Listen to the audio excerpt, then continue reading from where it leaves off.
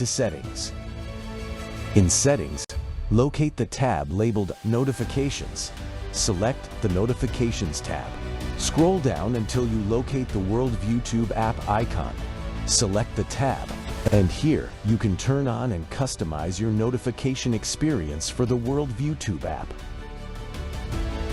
News doesn't wait, and neither should you. Turn on push notifications to stay informed. Every headline as it happens. Colonel Rob Maness has a lifelong record of providing dedicated service to this nation. Having worked his way up from the enlisted ranks to full colonel, he served our country for more than 32 years. He has served as a bomber squadron commander, bomb disposal technician, Joint Chiefs of Staff Operations Officer, assisted the National Security Team with the campaign plan for the global war on terrorism. He authored the first theater nuclear war plan and served as the Vice Commander of America's largest airborne intelligence wing. Colonel Rob Maness is a true American hero.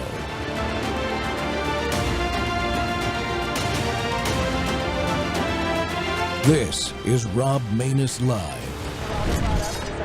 The left and the right are equal when it comes to calls for violence or acts of violence. You have done an amazing job of digging through the data, and what did you find? All right, so Geraldo, see if you find this compelling. Okay. All right? So it seems to me that there are three main sources that you hear a lot compelling. Okay. Right? So it's that there are three main sources here from streaming led prove that the problem we have right now of political violence is a problem. There's the Cato Institute, there's the Prosecution Project out of the University of Cincinnati, and then there's the Center for Strategic and International Studies. Now, these are all always shared by the likes of The Economist, the Wall Street Journal today shared Center for Strategic and International Studies. The problem is when you dig down into that data, it is so deeply flawed. Let me just give you a few examples, okay? The Prosecution Project, supposed to list all of the acts of political violence in America, does not list Charlie Kirk's assassination, does not list Trump's assassination attempts, does not list any George Floyd violence. 24 Americans lost their lives during those riots, not listed. But every white nationalist who's a drug dealer, that gets listed. So they list 33 white Aryan Nation people who had a meth lab. This is political violence because they happen to be white nationalists. All right, Cato does not list the 9/11 victims, does not list any George Floyd violence. Center for Strategic and International Studies, where does it get its data from? The ADL, highly partisan, and the Southern, which just was revealed to have allegedly been funding the very racists that they were supposed to be fighting. And finally, I just have to mention this, the Center for Strategic and International Studies has in its methodology section, it says all anti-Semitism is right-wing. Any attacks on Jews or Jewish institutions, they reclassified it. If it was in the name of Palestinians, they reclassified it as ethno-nationalist. So by their definition, there's no such thing as left-wing anti-Semitism, which we all know is just nonsense. This is the data. It is flawed. Shame on the Wall Street Journal and shame on The Economist because they're giving a flawed view. And I totally agree with Katie. We can't, it would be so nice to say, kumbaya, we all share the problem. You cannot fix a problem if you are lying about what it is. Welcome back to the Rob Maness Show. It's Whistleblower Wednesday, and we're live on Worldview Tube and X Spaces simulcast. Well, the topic today right there couldn't be more urgent. Political violence. And no, folks, the left and the right are not the same in this issue. You just saw the clip. The data is intentionally skewed. The mainstream media and the radical left keep pushing this false both sides narrative, but the facts keep proving them wrong. Just look at what's happening right now. Democrat officials and their allies are openly calling for violence against political opponents. The Southern Poverty Law Center, she got cut off, her words did, but she mentioned the Southern Poverty Law Center data being used. It keeps manufacturing fake hate groups to smear conservatives. They fuel this narrative. And they've actually incited real-world attacks, just like they did with Charlottesville. Let that sink in. The same poisonous rhetoric helped lead to the assassination of Charlie Kirk shortly after the SPLC put him on their list and named TPUSA chapters as extremist groups. And now we've got James Comey indicted again, and rightly so. This isn't random. It's a pattern. One side is using violence and intimidation as a political tactic. That's the definition of terrorism, folks. The other side is trying to win elections and save the country based on their policies. They're not all good. I get it.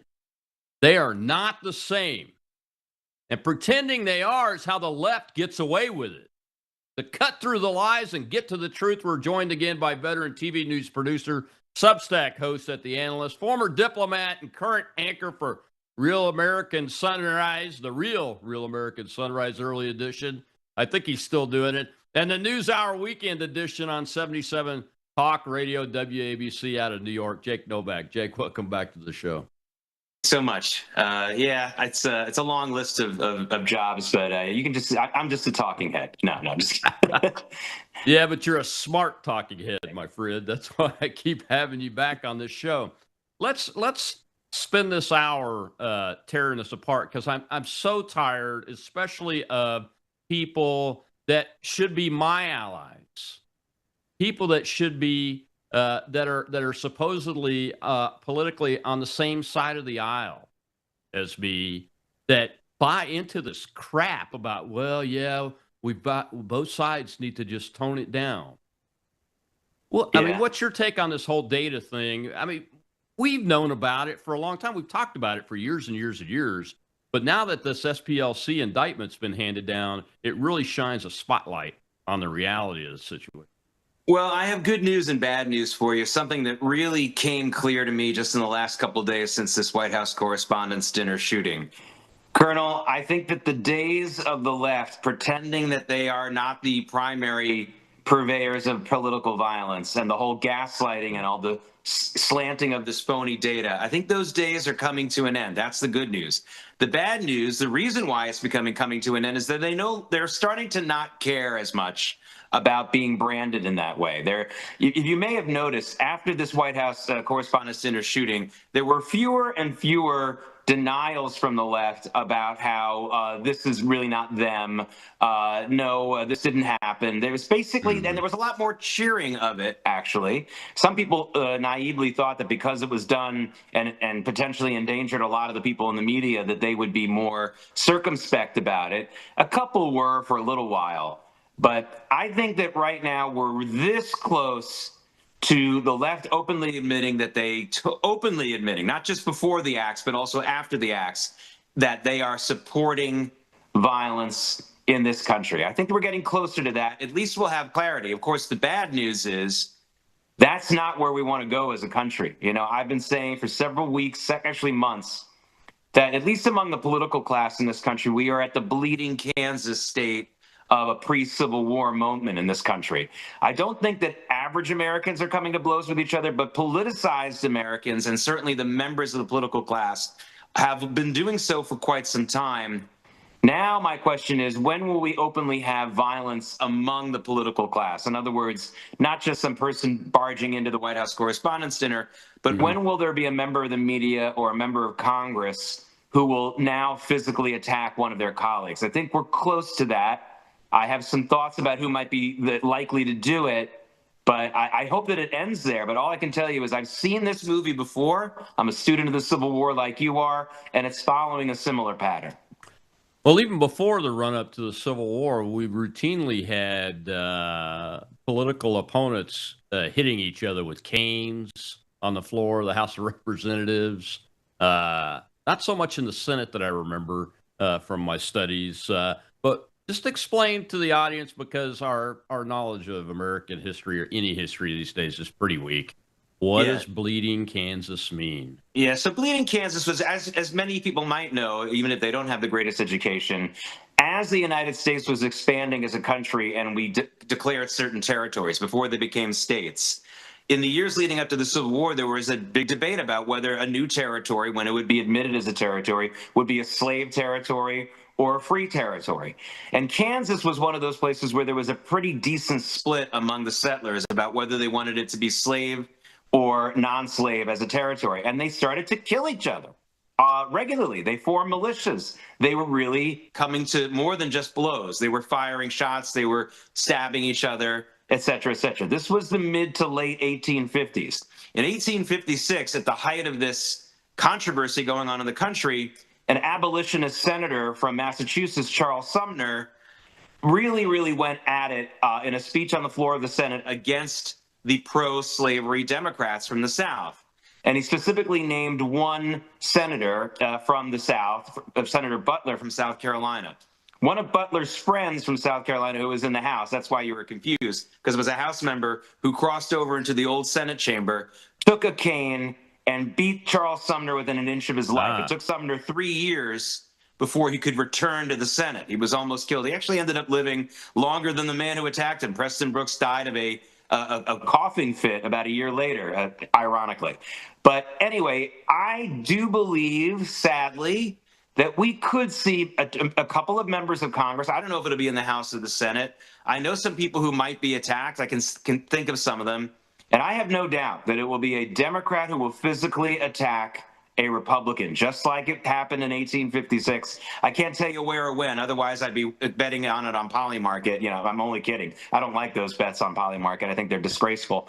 But I'm sorry, I've seen this before, and I'm seeing the way that some of the members of the Senate, like a Cory Booker, the way that he becomes almost apoplectic when he gives speeches now. This is a man who's very close to committing an act of violence. You heard it here first.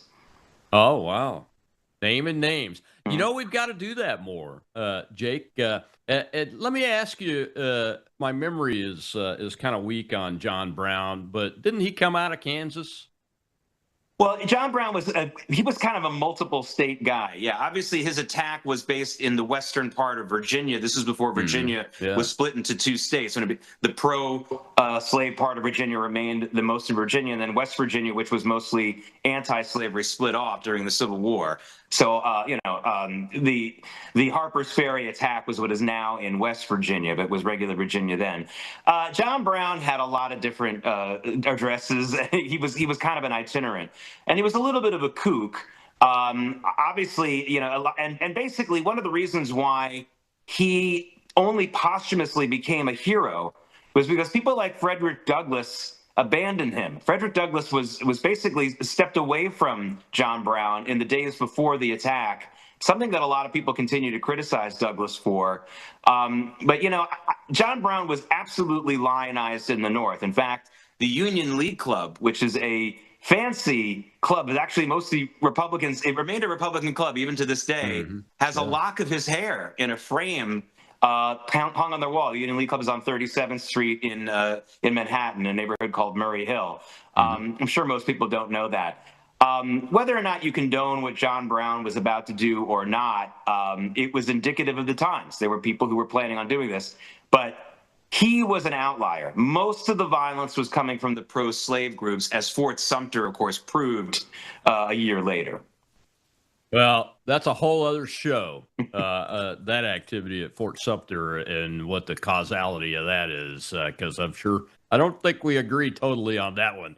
But your point about the political violence against each other, that is happening. There is an Antifa group called the John Brown Gun Club out in the Northwest that specifically focuses on arming people and training them to fight the Republicans under Donald Trump.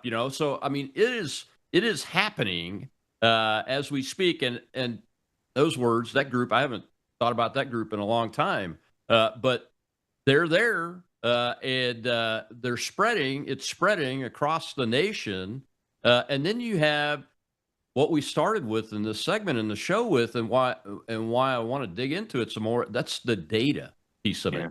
How on earth, and I'll leave this question and then we'll go to the break. How on earth can we fight for the truth and know what the truth is so that we can take a side with the truth if the entire set of institutions that we've spent 250 years building are lying to us? And that appears to be what's happening. We'll be right back with Jake Novak.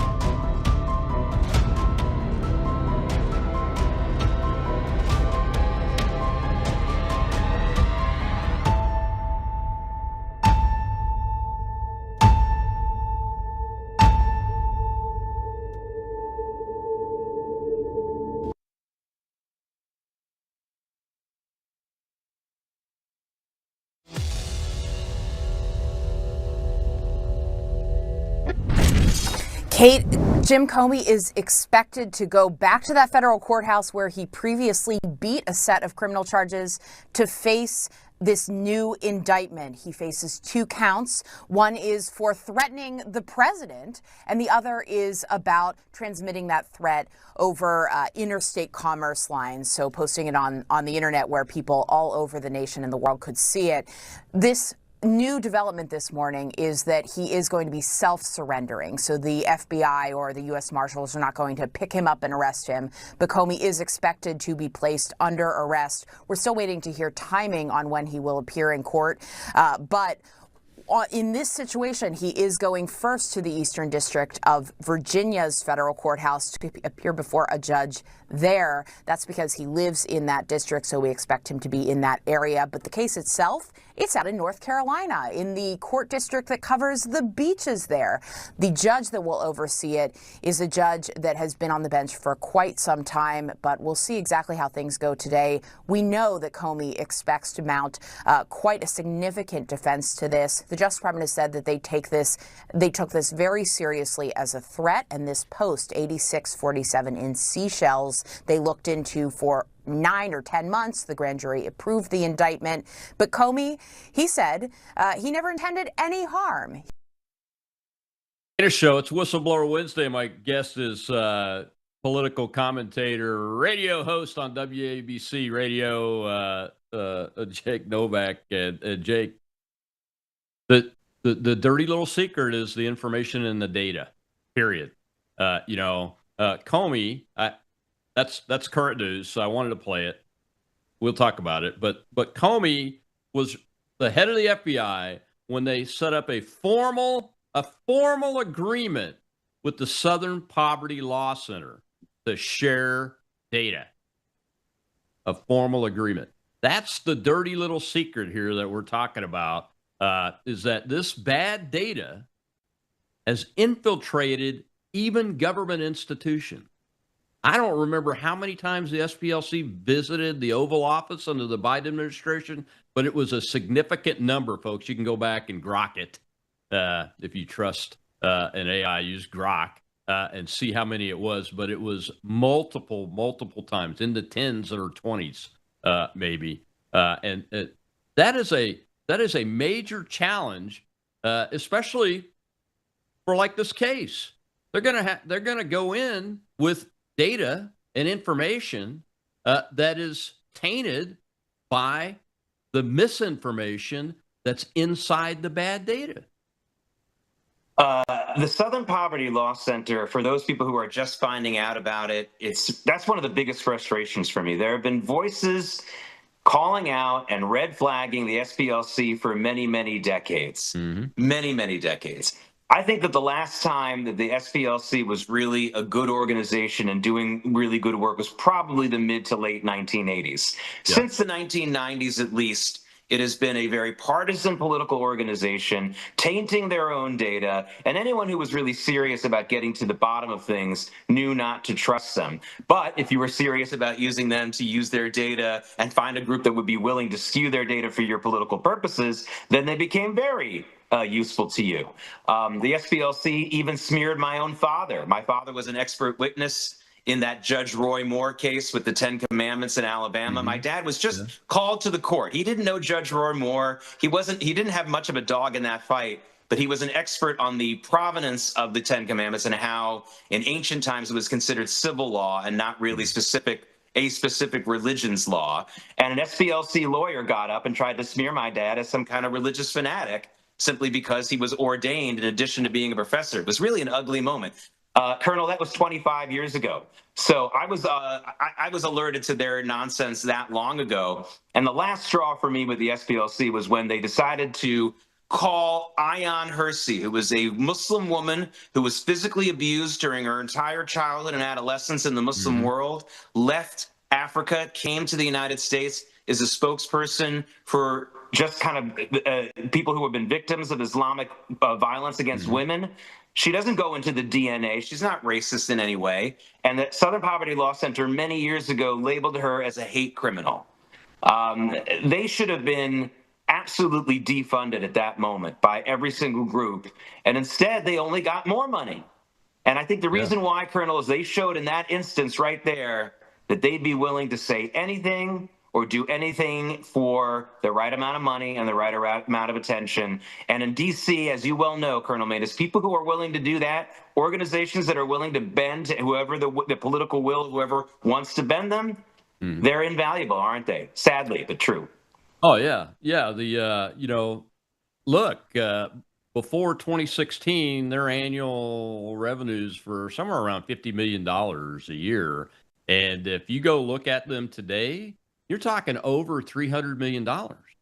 Over $300 million because people think that they're like on the side of right. Not right as in right left, but on the side of right, doing the right thing. And they haven't done that. I remember seeing the founder, and I can't remember his name. It's escaping me right now. But I remember seeing him and learning about this group in the early 80s. And where he was, he had a little African-American boy with him, and they went to court on behalf of this kid and other kids, something about segregation and those kind of things. Well, that's the right kind of fight. That has nothing to do with them today, and it has everything to do with that they were actually feeding the FBI and the White House this data, that they're paying people like the KKK and one of the leaders of the Unite the Right rally at Charlottesville, which Joe Biden said he ran on that fake riot at Charlottesville and smeared Donald Trump with it. And all of us, anybody that supports Donald Trump at all, is automatically smeared with that as Nazi and everything. And they were funding it.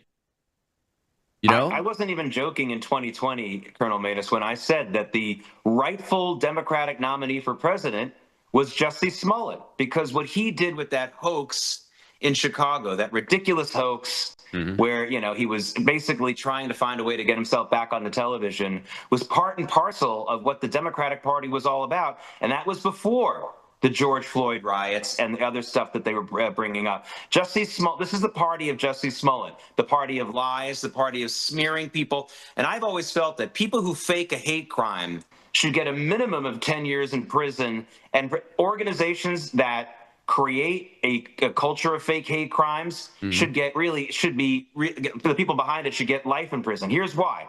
Because a fake hate crime that gets publicity establishes the same goals as a real hate crime. It creates terror and fear and sadness among that group that was supposedly targeted, even though it wasn't. But on top of that, it smears innocent people as well, and it creates this notion of a country that's more hateful than it really is. The day after Donald Trump won the election in 2016, I wrote an editorial for CNBC. It was very, very heavily read, where I said, don't believe this emerging narrative that Trump won because of some strong, nascent, but really, really powerful racism in this country. It's not true. Of course we have racism. Of course we have problems. But I was already starting to see a pattern of this kind of nonsense. Of course, no one listened to me. That's exactly what half the country ended up believing. And because it wasn't true, Rob, they spent the next several years trying to create it and make it true. They didn't succeed in that, but they did succeed in convincing more people that it was true. And how sad is that? I mean, these people really, there's a punishment for these people that I mean, more than years in prison, there should be even more harsh punishment for some of these people because the effect of their crimes is almost immeasurable. Yeah. Oh, it is. It is. And James Comey is guilty. He is guilty of that crime that you just talked about right now, because you can't tell me that a guy that's that intelligent, that rises to that level of success, didn't understand that the SPLC's data was wrong, that it was painting a false picture that half the country was white racist extremists. And that data was used by the United States military and the president of the United States, forcing the military to take extremism training that only talked about white Christian males being extremists. I know that because my son, one of my sons, had to take the training as an NCO. It's the reason he left the active forces. As he said, Dad, it's just wrong. It's just laughable, too. I mean, Yeah. Here in New York in 2019, when there was a rise, a significant start in the rise of violent attacks against Jewish people, especially in Brooklyn, and we had video of the perpetrators. They weren't white. Yeah. And you still had the then mayor of New York City, Bill de Blasio, literally go in front of a news conference and say that this was a result of the KKK. The fact that he wasn't laughed out of the room, and some people did laugh, actually. I was there.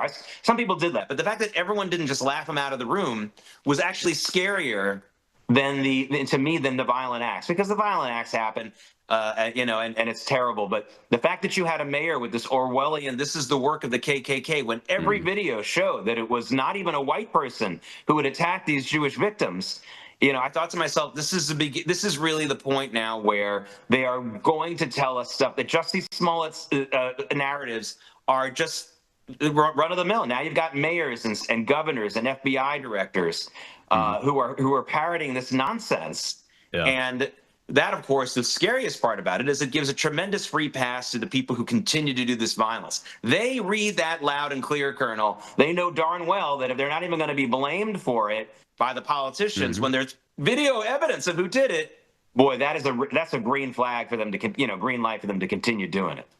Oh, you're absolutely right. The fake news people, you mentioned you were kind of surprised that nobody laughed him out of the room. Well, the media, that's one of the reasons why I agree with President Trump when he says the media, the corporate media is the enemy of the people. They're our enemy because they refuse to do that exact thing. Laugh a politician that tries to do this stuff and use this stuff out of the room and say, no, here's the truth on something. And until the corporate media gets on board, it's just a uphill fight and a battle. I mean, look how they're treating this latest Comey indictment. Look, I got to be honest. I was a little surprised they went down this road, but the process is the punishment, is what James Comey said. And he said that he wanted every single person that went into the Capitol on January 6th tracked down and hounded to the ends of the earth. And I'm only slightly paraphrasing that. Okay, every person that went into that Capitol. That's what he wanted as the director of the FBI. So the process is the punishment. I don't feel sorry for him at all, but the media is treating it like, oh, this is terrible. It's the worst thing that happened since such and such. It's the same media, and you see clips of people. I think Andrew Weissman was on a clip where he's like, well, Donald Trump's been indicted. It's the right thing to do. It's right for America. And then the opposite today is they're showing that he's saying, no, this is a disaster for the United States and the rule of law, et cetera. Well, no, it's not. Actually, he did what he did, and he deserves to be looked at. Don't you think? No, I mean, if there's anybody who knows the dangers that kind of a media post can create, it should be James Comey. He was reading the dossiers of some dangerous kooks probably all the time, and he absolutely should have known better. And again, the what's even more upsetting is not so much that he initially did it and he must have arranged those shells in that way and he posted it. All that's bad enough. Yeah. But he didn't have the decency after this first became a controversy, I guess this was a couple of years ago, to say, you know what, I'm really sorry. I shouldn't have done that. Not, I didn't mean violence. He shouldn't have said just that. He should have gone on and say, and I shouldn't have posted it. It was wrong of me to do. And he's never done that. And he's still not saying that, which tells me he's completely unrepentant. He hasn't understood anything. And like almost every other FBI director we've had since J. Edgar Hoover, I mean, good luck finding one who hasn't been corrupt. The whole organization is corrupt. I highly recommend that people read a book called Leak. It's a fantastic book. L-E-A-K. It's the truth. L-E-A-K. It's the truth about Deep Throat, who was desperate to become the FBI director. It's really an important book. And I read about it, and it describes events of more than 50 years ago, but it couldn't be more current. This is an organization that needs to be disbanded. A federal police force, by its face, is going to be political first, last, and always. Honestly, James Comey isn't even the worst of the FBI directors, but I don't think we've ever really had one that was actually ethical. It's not possible. It's like having a good head of the Gestapo. It doesn't exist. And I'm not trying to say the FBI is the Gestapo. I'm just trying to say that if you have an entity that isn't moral, you're not going to have a moral leader of it. When you have the police force that's using secret courts, secret laws, it's a secret police force. And that's what you're talking about. And that book, by the way, Leak, it's the author is Max Holland. And if you read that book, you will not only understand the FBI and the truth about the Watergate scandal. And don't worry, for those of you who are liberals, it doesn't exonerate Richard Nixon. It simply makes it clear who really was responsible for us finding out the information about what happened at Watergate and how Woodward and Bernstein absolutely did nothing. They did nothing. They uncovered nothing. They did nothing that wouldn't have been revealed by the congressional and the FBI's own investigation. And everything we knew about it through them was because there was somebody who was a number 2 or number 3 at the FBI who was jealous that he wasn't the director. And he had no interest in any justice being done. That's an important story because I believe that's the culture of the leadership of the FBI since J. Edgar Hoover really made it into what it was in the 1930s. I don't disagree with you. We got to take another break. When we come back in the next segment, I want to talk about the political leaders because they may deny it, but you're going to see just yesterday, Caroline Leavitt was calling them out by name on the Democrat side.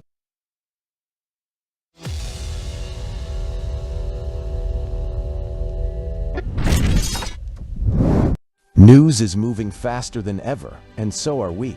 Worldview Tube brings you 24/7 live stream coverage and now real-time alerts when it matters most. Once you have the Worldview Tube app installed, exit the app and navigate your way to Settings. In Settings, locate the tab labeled Notifications. Select the Notifications tab. Scroll down until you locate the Worldview Tube app icon. Select the tab, and here you can turn on and customize your notification experience for the Worldview Tube app.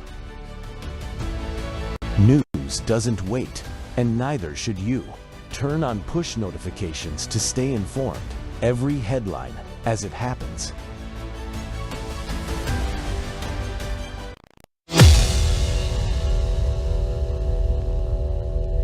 For years. And so many mentally perturbed individuals are led to believe these words are truth and then are inspired to act on it. I have a whole host of examples that we can share with you after. It is pages and pages of major Democrat Party elected officials saying, such as Rep. Hakeem Jeffries just this month said, "We are in an era of maximum warfare everywhere all the time." Governor Josh Shapiro said heads need to roll within the administration. Senator Alex Padilla said people are, quote, dying because of fear and terror caused by the Trump administration. Senator Elizabeth Warren, President Trump is making the country look like a, quote, fascist state. Senator Adam Schiff saying President Trump using a dictator playbook. Senator Ed Markey calling President Trump a dictator, saying that this administration's actions are authoritarianism on steroids. Governor J.B. Pritzker, never before in my life have I called for mass protest disruptions. These Republicans cannot know a moment of peace. You have Rep. Presley saying, we'll see you in the streets. Rep. Monica McIver, a Democrat representative on Capitol Hill, we will not take this shit from Donald Trump. He thinks he's a dictator. We are at war. These are Democrat elected officials calling for war against the President of the United States and his supporters. I could go on and on, but again, when you have people in positions of power that are saying things like this every single day for years, you are inspiring violence by people who are already mentally ill. And that's what we've seen against this president for far too long. Welcome back to the Rob Maness Show. It's Whistleblower Wednesday. You just heard a few of them. If you didn't catch that that presser on Monday afternoon, I believe it was, you got to go back and look at the tape because Ms. Levitt went on and on and on with the names and what they said. And look, folks, when your political leaders are saying these kinds of things, you shouldn't be surprised when a school teacher is so enthralled and so convinced that the fascists have to be taken out that he gets on an Amtrak train, he buys weapons, he trains with them, he gets on that Amtrak train, rides for 2 days after having made a reservation weeks earlier for the night of the ball. I call it the ball or the prom for the press prom, the White House Correspondents Association dinner in the DC Hilton so that he can be inside the outer security ring. Think about that. That's dedication. That is determination. That is audaciousness. And those types of thinking only come about if one is convinced that you are on the side of right and morally correct, and it's the righteous thing to do to save your fellow man by eliminating the Nazis. That's what's going on. And my guest today is Jake Novak, WABC radio host and purveyor of news, real news. So go follow him wherever he's at and listen to his stuff. Now, Jake, I think I did a pretty good job of laying out there. I don't want to use the guy's name, but yeah, good golly. The only thing that he really screwed up on was his in-state tactic of the final execution. He misjudged what he was going to have to get through to get into that ballroom to start killing people. Yeah, and I really like the way that you laid it out because this is something that we really need to start doing in America. Basically saying things like as follows. The rhetoric of the left shouldn't just be pushed back upon just because it incites violence. Because, a lot of people will listen to that, Colonel, and say like, well, yeah, that's the point. Donald Trump is a Nazi dictator, and we should take him out. So we need to start at the source and to start to debunk this stuff. So let's just work with stuff that's objectively true. It is the most ridiculous comment in political discourse I've heard in years to call Donald Trump a dictator. Now, whether he likes it or not, and I don't think he likes this, I really don't. Donald Trump is the most accountable president we've ever had in this country. Does he want to be the most accountable? I don't think so, but it doesn't matter.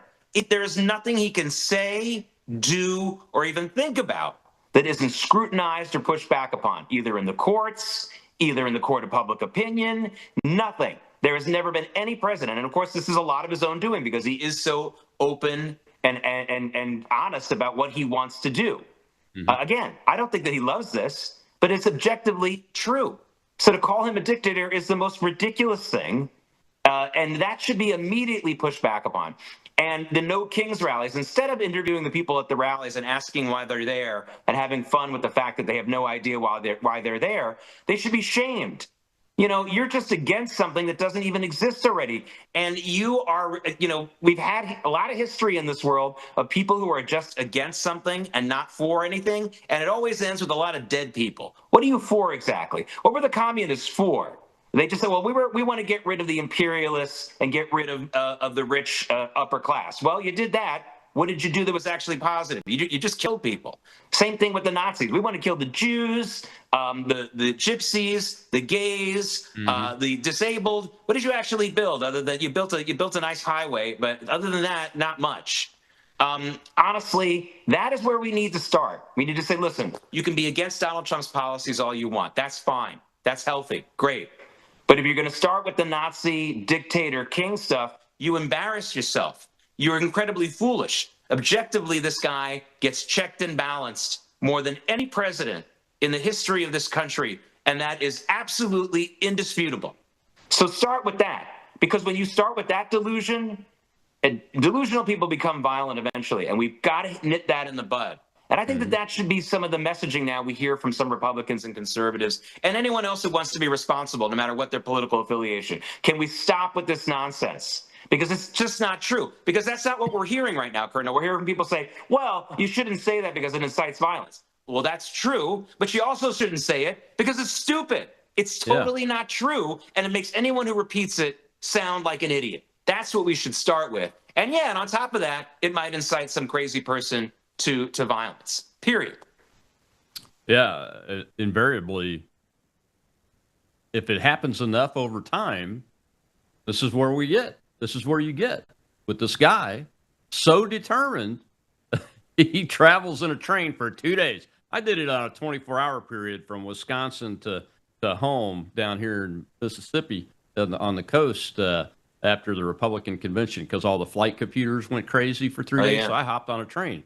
That was arduous, man. I mean, I was determined to get home before any flight that they could reschedule me on to get home. That's how determined I was. You have to be much more determined to do 2 days and then do all this planning and then risk your life to sprint into a ballroom so you could start killing people.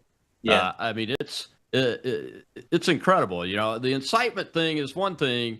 Fighting words is another thing. But over time, the propaganda begins to take hold, and it is taking hold in the minds of people like this. And this guy, I wanted to get your take on it because when I read what he wrote that's called the manifesto, it's really not. It's just a note. Yeah. It's a letter. Yeah. Seems like a letter to people he knows, his family or so. But it's very cogent. It is not full of whacked out ideas or violent inciting verbiage that he might have heard, but it is he spouts the talking points that the Democrat leadership uses. We're at war and those kinds of things. And he puts it out there, but it's very well written and it's very calm. And I would say reading it, well, this guy is a mainstream Democrat. Yeah, he could be a guest on MS Now or CNN any night if he hadn't done this shooting. Absolutely. You know, for this kind of delusionary stuff, which, again, delusions don't have to be, oh, there's a space alien coming to get me. The delusions can be, oh, we're at war. This guy is a dictator. He's trying to hurt me. If we had a responsible mental health care establishment in this country, and there are a lot of people who are, but honestly, almost every psychiatrist and psychologist that I know is also afflicted with Trump derangement syndrome. Otherwise, I would say this would be a great opportunity for them to start their own YouTube channel and try to tell people exactly what I just said before, that and no matter how much you don't like some of these policies, first of all, let's enumerate what the real policies are. Here's your imagined policy. He's throwing transgender people in a concentration camp. Okay, that's not true. Here's what he is doing. He's going to take away some of the funding for free surgeries in the Army. See how those two things are different, Mrs. Jones? You know, do that kind of stuff. If I were Scott Jennings, you know, who was the one conservative voice on CNN, I would absolutely bring in a doll on the set tomorrow and put it on the set and say, show me on this doll where Donald Trump hurt you. Yeah. Because those are the kinds of things that we do with people who are, and we'll see if they can do that. These people need help, and it's not really a joke. And one of the things that makes it less funny is I don't know who to send these people to. I wish I could say, but honestly, you know what? All it takes is one psychiatrist. I prefer it's someone with also an MD in addition to psychological training. One psychiatrist, male or female, start a YouTube channel and do exactly what I just did. Help these people separate their delusions from reality and give them a more healthy outlet for what they're upset about. And do that. It actually would probably be a big moneymaker, and it would make them a star pretty quickly. I'll try to find one righteous man in Sodom who can do that for us. But honestly, from what I've seen from the mental health care community, most of them, not all, Most of them are equally afflicted with this. The ones I would say are an exception are, for example, like nurse practitioners who work in psychiatric ICUs and all day deal with truly violent, insane individuals. They're pretty good at knowing when something is a real threat or not. Maybe we should get one of them. All I can say is the country is dealing with a mental health care crisis. And I hate to say this, Colonel, I'm surprised we haven't seen more incidents like this, because we do have a mental health care crisis in this country that predates Donald Trump, predates a lot of things that we've been talking about. I can't believe we haven't had more people trying to carry out these kinds of things. I'm grateful for that. Well, unfortunately, I think there are more out there, and you're going to see more and more as time goes on, and unless somebody intervenes. And it can't be our side that intervenes. It's got to be leaders on the other side of the aisle that start winding this down and say, wait a minute, folks, you're doing the wrong thing. That's not what we meant. You know, we're gonna do our part to cooperate and talk about things peacefully and try to resolve our differences that way, the way Americans should be doing it, having learned some really hard lessons from the 1860s. Well, we got to take another break. When we come back, we'll see a clip about the SPLC from Greg Gutfeld from 9 years ago. Listen to this when we come back with Jake Novak.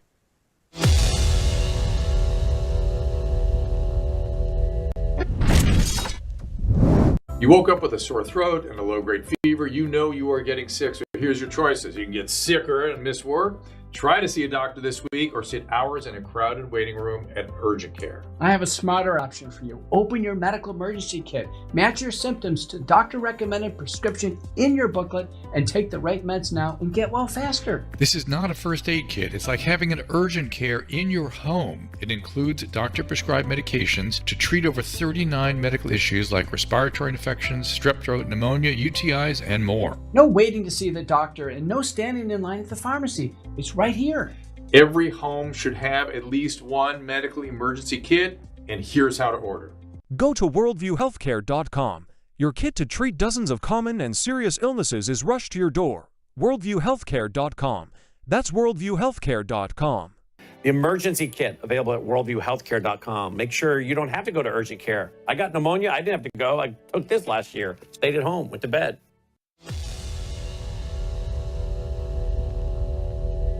So this is funny. You ever heard of the Southern Poverty Law Center?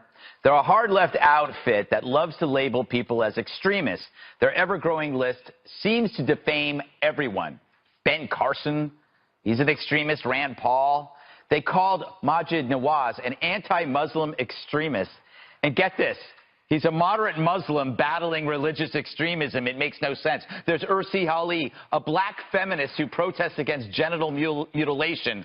SPLC placed her name in a guide to anti-Muslim extremists. So that's extreme? Being against genital mutilation? I wonder what they'd make of Gandhi. But that's not the funny part. It's the money. This poverty center has loads of it, a $320 million endowment, and chucks almost 20% of it into offshore equities, Cayman Islands stuff. I don't understand it. So this poverty group sits on a pile of offshore dough. That's like a personal trainer with a gut. Or a priest with a harem. The center paid out $20 million in salaries in 2015, but provided just $61 grand in legal assistance. So the Southern Poverty Law Center appears to have no poverty and do virtually no law. It's the most misleading name since the Democratic Party. Yes, count it. Worse, their love for calling people haters incites haters into action. The maniac who shot Stephen Scalise liked the Law Center on his Facebook page. And a terrorist who attacked the Family Research Council back in 2012, shooting a security guard, did so after the SPLC labeled them a hate group. He was a fan, too. I don't know, filthy rich, linked to violence. I think the SPLC might end up having to put itself on its own list. That's it. 9 years ago, folks. 9 years ago. Today's Whistleblower Wednesday. The data is the problem. I'm going to go back to what we started with. All of this discussion today, all of this craziness that's happened is because people are using falsified and skewed and manipulated data to create a false narrative of extremism on one political side in the United States that didn't exist in 2008, by the way. most people in America thought, man, we got white on black racism killed, especially, and confirmed it when Barack Obama was elected. Okay?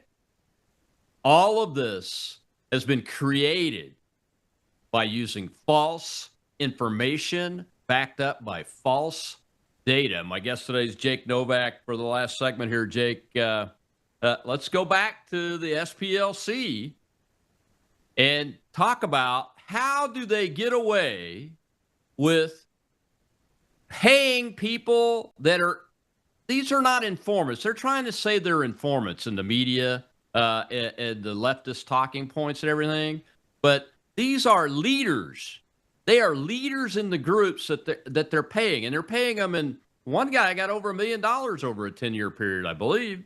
But in the affidavit, in the indictment, it talks about the Unite the Right rally, that the individual was a leader in the leadership chat, that he was asked to do racist incitement posting under the supervision of the SPLC, and then he provided rides of individuals that he selected and groomed to the rally in Charlottesville.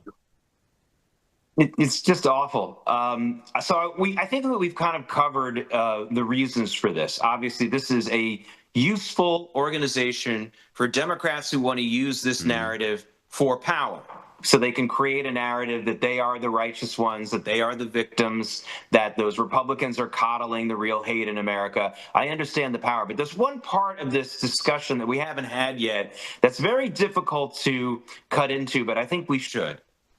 You know, we have a problem in our minority community in this country, particularly the African-American community. And yes, of course, I'm not myself an African-American, but this is something as an American that has bothered me for many, many years. The fact is, there is a very high homicide rate and abuse rate within the black community. 99 point whatever % of black people are killed by other black people. So why do they focus so much on that less than 1% of them who are killed by white people or attacked by white people? And the answer is, once again, psychological, Colonel. It's a very tough pill to swallow. I don't know about you, but I wouldn't want to wake up every morning and have to swallow the fact that my own people are basically committing genocide against ourselves. And I'd be very, very, very tempted to focus on that small, minuscule number that are doing this from outside my ethnic group. You know, it's not like every other ethnic group doesn't have its own problems.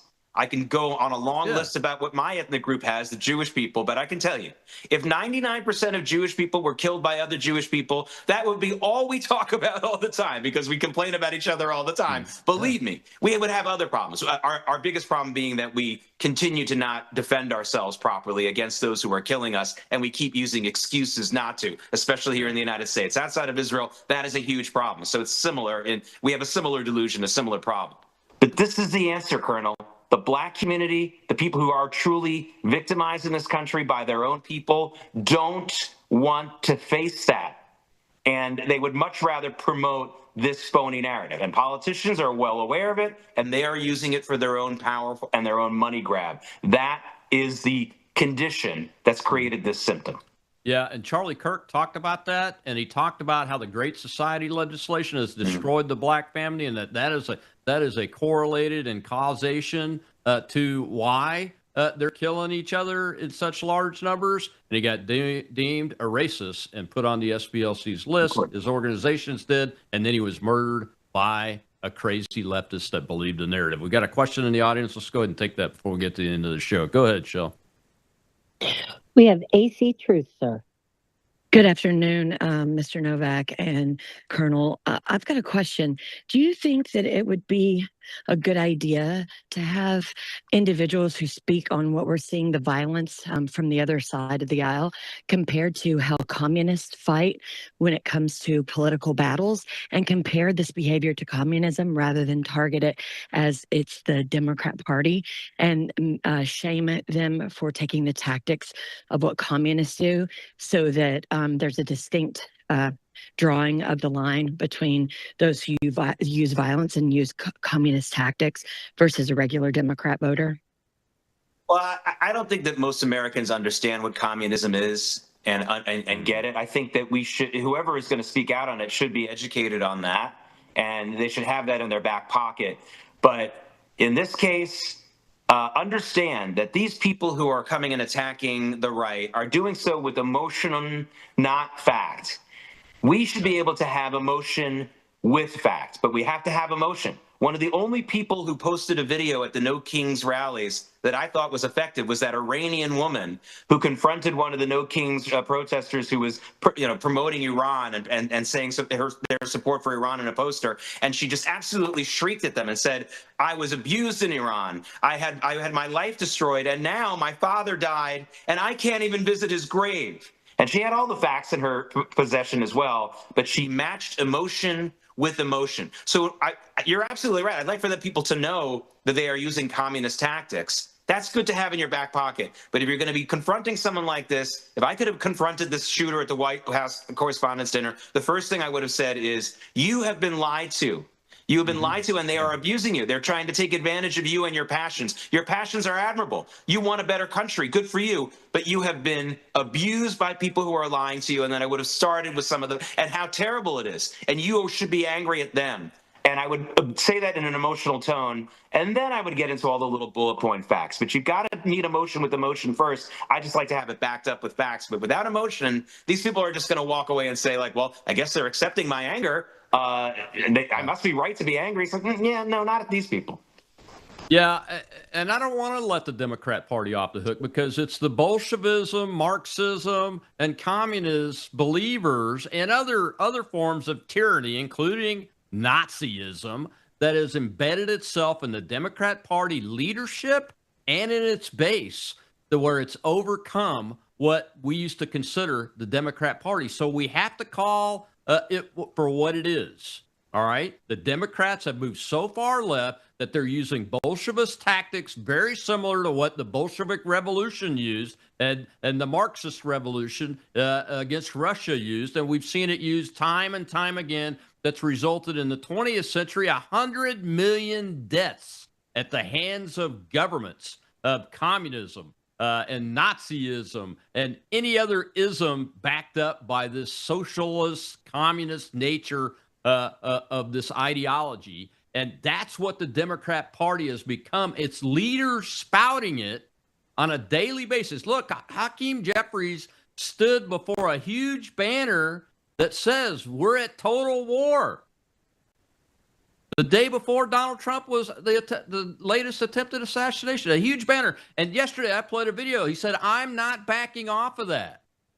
We have the right ideas. Of course, then he goes and talks about we want to end the endless wars. We want to reduce inflation and make prices go down. It's our ideas, because he doesn't want to talk about the ideas that led us to this point.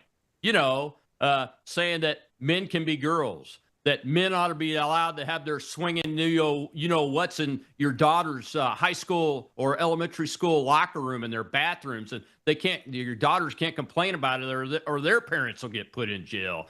That kind of stuff, driving inflation and prices up so high that we had to have a Republican president of any kind to try to get it under control before we disintegrated into what Jimmy Carter got us into. My first house was an 18% home mortgage loan, 18% because of these people.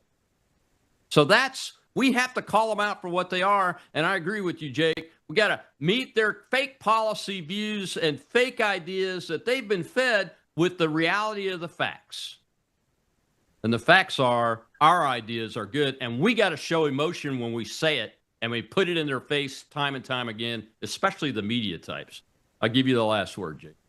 Yeah, and that emotion shouldn't be smugness. Again, I keep referring to these Kings rally videos because so many people made them, and these were brilliant people. They knew their facts. They knew that we would get a chuckle out of the interviews with these random protesters who didn't know what they were doing. But smugness doesn't produce a lot of enlightenment. It just makes you not happy. It's one of the reasons why I wasn't a fan of the old Cosby Show, because it seemed like every single episode was, and this is before the rape stuff. I didn't know anything about that. It was every single episode was Bill Cosby smugly teaching the kids a lesson. I thought to myself, like, if that were my dad, I would run away from home. Like, there was no understanding. There was no real emotion there. You know, we should be looking at these people and not trying to show how stupid they are. They'll show that themselves. We don't have to worry about that. We need to show them that their emotions and their passion has been misdirected by people who are using them in many, many ways. And you talk about Bolshevism, the trigger man who they set up to shoot the Tsar and his family, they deliberately chose someone who they knew they could blame everything on him afterwards. His name was Joseph Yurovsky. You can look him up. They knew that because he was a Jew, that if things went south for them, they could say it was a Jewish thing. Same thing with some of these other people. They can say, "Oh, you were a crazy person." They'll abandon these people in a second if they feel that the country has shifted in a different way. And that's what we're seeing now. But eventually we're going to see the next, I don't want to say his name either. The next person who tries to shoot somebody, they might just turn into a John Brown because they'll be happy with him. But we'll see. We'll see. Yeah, unfortunately, you may be right, but I hope not. We're going to still talk about it and keep out there trying to end this way of thinking because it doesn't help America. Thanks, Jake. We'll see you next time. And tomorrow's Truth Thursday. We may just do an open mic because my guest just dropped out. I'll see you then.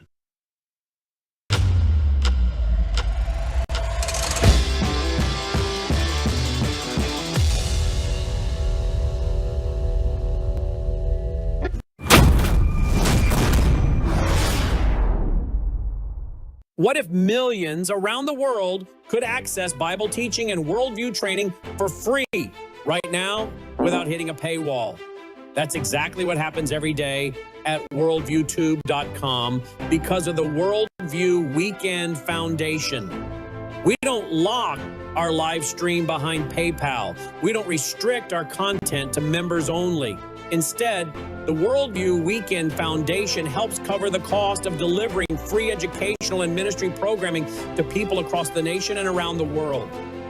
And it's not just programming. My Sunday night church service, where I taught verse by verse through Revelation for 18 months, and now I am teaching through the book of Daniel, is made possible through the support of our church, Worldview Weekend Foundation. If you believe this kind of truth-centered biblical teaching must continue, donate today. Go now to worldviewfoundation.com.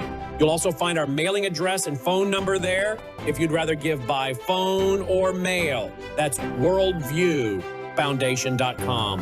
Thank you.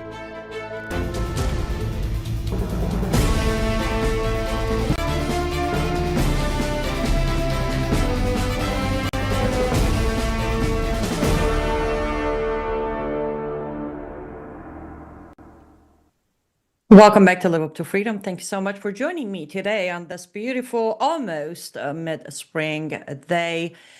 Wherever you are watching us, I need you to share this feed. I need you to tag people because trust me, I didn't know this was going to happen, but it's happening and I am extremely excited. I will probably have this smile on my face during the entire show. In a moment, we're going to be joined by two very special guests. I told you about them yesterday, but this topic is not something anyone should miss, especially when it comes to my point of view.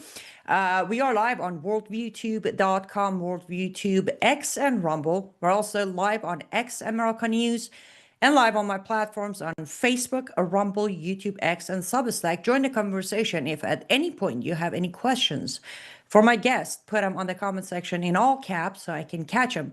There's a lot to discuss. I'm not going to promise I will get to your questions for them, but I'll do my